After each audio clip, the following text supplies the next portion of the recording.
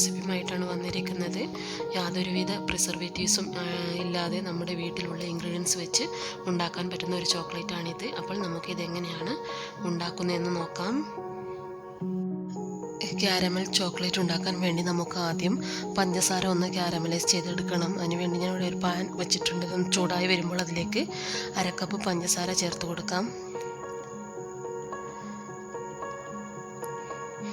പഞ്ചസാര ഒന്ന് മെൽട്ടായി കിട്ടാൻ വേണ്ടി നമുക്കതിലേക്ക് 1 ടേബിൾ സ്പൂൺ വെള്ളം ചേർത്ത് കൊടുക്കാം. ഒരുപാട് വെള്ളം ചേർത്ത് കൊടുക്കരുത്. എന്നിട്ട് ലോ ഫ്ലെയിമിൽ വെച്ച് ഇതൊന്ന് മിക്സ് ചെയ്തെടുക്കണം. നന്നായി ഇളക്കി യോജിപ്പിച്ച് കൊടുക്കണം. പഞ്ചസാര നന്നായി ഒന്ന് മെൽട്ടായി വരണം.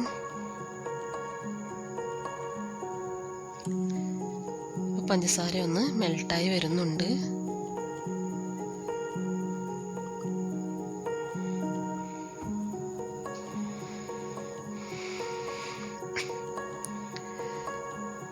പഞ്ചസാര നന്നായി അലിഞ്ഞു വന്നിട്ടുണ്ട്. ഇനി അതിലേക്ക് ഒരു 2 ടേബിൾ സ്പൂൺ വെള്ളം ഒഴിച്ച് കൊടുക്കാം. വെള്ളം ഒഴിച്ച് കൊടുക്കുമ്പോൾ അതൊന്ന് കട്ട കെട്ടിപ്പിടിക്കും. വീണ്ടും നല്ലപോലെ ഒന്ന് ഇളക്കി യോജിപ്പിക്കുമ്പോൾ അതൊന്ന് മെൽട്ടായി വരും.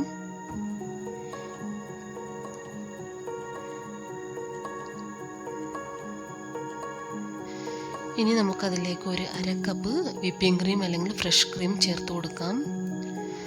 ഫ്രഷ് ക്രീം ഇല്ലെങ്കിലും പ്രശ്നമില്ല. സാധാരണ മിൽക്കോ മിൽക്ക് പൊടിയോ ചേർത്ത് കൊടുത്താൽ മതി. വീണ്ടും അതിലേക്ക് ഒരു 1/2 കപ്പ് പഞ്ചസാര കൂടി ചേർത്ത് കൊടുക്കണം. എന്നിട്ട് നന്നായി ഒന്ന് ഇളക്കി യോജിപ്പിക്കണം. പഞ്ചസാരയൊക്കെ നല്ലപോലെ ഒന്ന് മെൽട്ടായി വരണം. തരിയൊന്നും കിട്ടാൻ പാടില്ല. നന്നായി അതൊന്ന് മെൽട്ടായി വരണം പഞ്ചസാര. അതിലേക്ക് ഒരു 2 ടേബിൾ സ്പൂൺ തേനും കൂടി ചേർത്ത് കൊടുക്കുന്നുണ്ട്.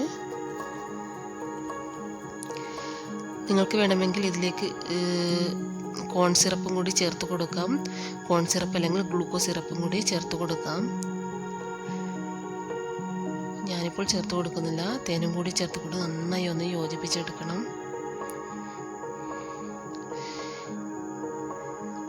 നല്ലപോലെ ഒന്ന് തിളച്ച് കുറുകി വരണം. അതിലേക്ക് ഒരു പിഞ്ച് ഉപ്പും കൂടി ചേർത്ത് കൊടുക്കുന്നുണ്ട്. പഞ്ചസാരയുടെ ടേസ്റ്റ് ഒന്ന് ബാലൻസ് ചെയ്ത് വരാൻ വേണ്ടിയാണ് ഉപ്പ് ചേർക്കുന്നത്. ഒരു പിഞ്ച് ഉപ്പ് മാത്രം ചേർത്ത് കൊടുത്താൽ മതി. നന്നായി ഒന്ന് തിളച്ച് വരുന്നുണ്ട്. ഇനി നമുക്കിതൊന്ന് പാകമായോ എന്ന് ചെക്ക് ചെയ്യാം. ഇനിയും ആയിട്ടില്ല. ഇപ്പോൾ വീണ്ടും നല്ലപോലെ ഒന്ന് കുറുകി വന്നിട്ടുണ്ട്. ഇപ്പോൾ നമ്മുടെ ചോക്ലേറ്റ് സിറപ്പ് പാകമായി വന്നിട്ടുണ്ട്. ഇനി അതിലേക്ക് 1 ടേബിൾ സ്പൂൺ ബട്ടറും കൂടി ഇട്ട് കൊടുത്തു. 1 ടീസ്പൂൺ വനില എസൻസും കൂടി ചേർത്ത് കൊടുത്തിട്ടുണ്ട്. നല്ലൊരു ഫ്ലേവർ കിട്ടാൻ വേണ്ടിയാണ്.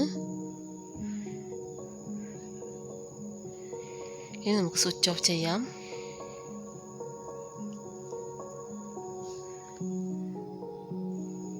ഞാനിവിടെ ഒരു മോൾഡിൽ ബട്ടർ പേപ്പർ കവർ ചെയ്ത് വെച്ചിട്ടുണ്ട്.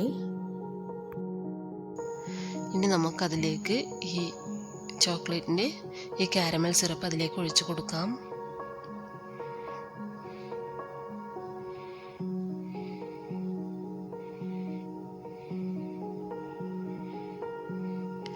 ഒഴിച്ച് കൊടുത്തിട്ടുണ്ടെങ്കിൽ ഒന്ന് ടാപ്പ് ചെയ്തിട്ട് 2 മണിക്കൂർ നേരത്തേക്ക് മാറ്റി വയ്ക്കാം.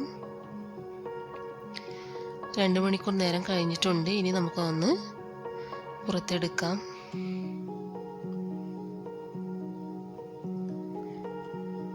ഇനി നമുക്കൊന്ന് കട്ട് ചെയ്തെടുക്കാം. ഞാനിതിൻ്റെ ബട്ടർ പേപ്പറൊക്കെ റിമൂവ് ചെയ്ത് പീസാക്കി വെച്ചിട്ടുണ്ട്. ഇനി നമുക്കതൊരു ബട്ടർ പേപ്പർ വെച്ച് ചോക്ലേറ്റിൻ്റെ ആകൃതിയിൽ അതൊന്ന് കവർ ചെയ്തെടുക്കാം. ഓരോ പീസും ബട്ടർ പേപ്പർ വെച്ചിട്ട് നമുക്കൊന്ന് കവർ ചെയ്തെടുക്കാം. ഇനി ബട്ടർ പേപ്പർ ഇല്ലെങ്കിലും ചോക്ലേറ്റ് പൊതിയുന്ന കവറുണ്ടെങ്കിൽ അത് വെച്ചിട്ട് നമുക്ക് ഇതൊന്ന് നല്ല ചോക്ലേറ്റിൻ്റെ ആകൃതിയിൽ ഒന്ന് കവർ ചെയ്ത് വെക്കാം. നല്ലൊരു ചോക്ലേറ്റാണ്. എല്ലാവരും ഒന്ന് ഉണ്ടാക്കി നോക്കണം. നമ്മുടെ എക്ലെയർ ചോക്ലേറ്റിൻ്റെയൊക്കെ അതേ ടേസ്റ്റിലാണിത്. കുഞ്ഞു മക്കൾക്കൊക്കെ ഒരുപാട് ഇഷ്ടപ്പെടുന്ന ചോക്ലേറ്റാണ്. വീട്ടിലുള്ള ഇൻഗ്രീഡിയൻസ് വെച്ച് ഉണ്ടാക്കിയെടുത്ത ഒരു ചോക്ലേറ്റാണ്. ഇനി വിപ്പിംഗ് ക്രീമോ അല്ലെങ്കിൽ ഫ്രഷ് ക്രീമോ നിങ്ങളുടെ അടുത്തില്ലെങ്കിലും കുഴപ്പമില്ല. സാധാരണ മിൽക്ക് വെച്ചിട്ടോ മിൽക്ക് പൗഡർ യൂസ് ചെയ്തിട്ടോ ഉണ്ടാക്കാൻ പറ്റുന്ന ഒരു ചോക്ലേറ്റാണ്.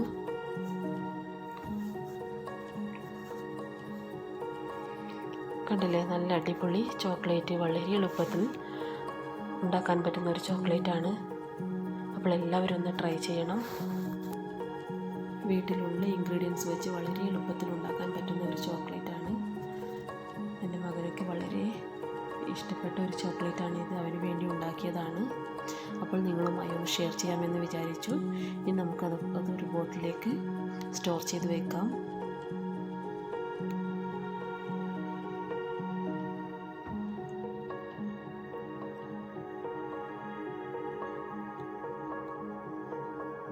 അപ്പോൾ നിങ്ങൾക്ക് എല്ലാവർക്കും എൻ്റെ ഈ വീഡിയോ ഇഷ്ടപ്പെട്ടിട്ടുണ്ടെങ്കിൽ ഒന്ന് സബ്സ്ക്രൈബ് ചെയ്യണം. ആദ്യമായിട്ട് കാണുന്നവരാണെങ്കിൽ ഒന്ന് സബ്സ്ക്രൈബ് ചെയ്യണേ.